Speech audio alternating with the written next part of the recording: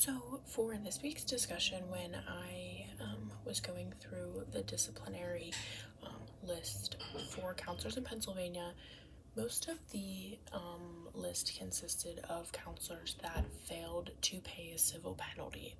I wasn't really surprised by these disciplinary actions because I did kind of imagine that most of the consequences would probably be in the form of a fine.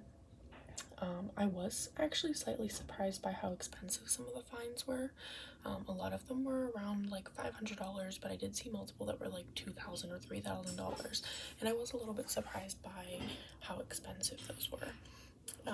In my perspective, like the theme I kind of saw was that counselors wanted to practice kind of regardless of their circumstances. So, whatever the reason was that they didn't maybe renew their license, they still wanted to be able to help clients, is kind of the way I saw it.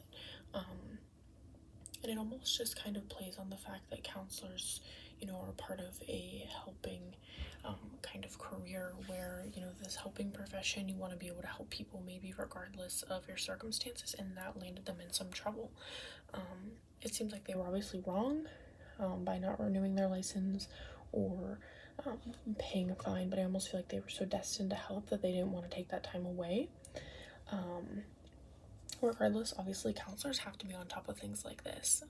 Authors, Eshak, and others talk about how professional counselors have to be aware of these ethical dilemmas that they'll face. So maybe they're seeing a client and didn't realize they had not renewed their license. Whatever the case may be, they might be worried or concerned about what could happen if they don't meet with that client, if they miss a session with them, depending on kind of the state of the client and their condition. So this can present a dilemma, but they have to remain in the standard of right, and they have to do what's right, which would be to not practice until they sort out their license. So one of the cases I chose was a counselor who practiced social work when they failed to continue their education and then proceeded to submit false renewal information. So in the ACA Code of Ethics, C2F says counselors recognize the need for continuing education to acquire and maintain a reasonable level of awareness. So he or she was indefinitely suspended and fined $3,000. And I thought that this was really interesting because, like I said before, it seemed like counselors, maybe they didn't renew their license and they wanted to just keep practicing to help their clients, but she went to the extreme of submitting false renewal information, which is obviously pretty intentional.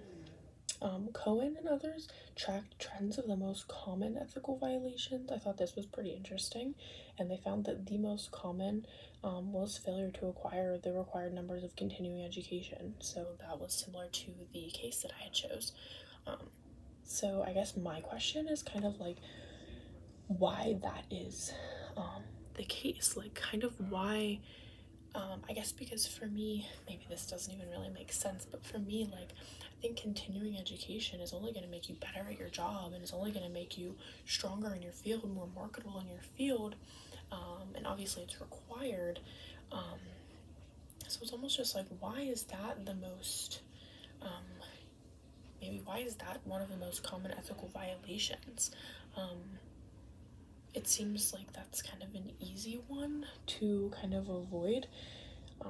It seems like it should be like a given, and so I guess it's just that would be my question, like why is that so common where people are failing to meet that standard?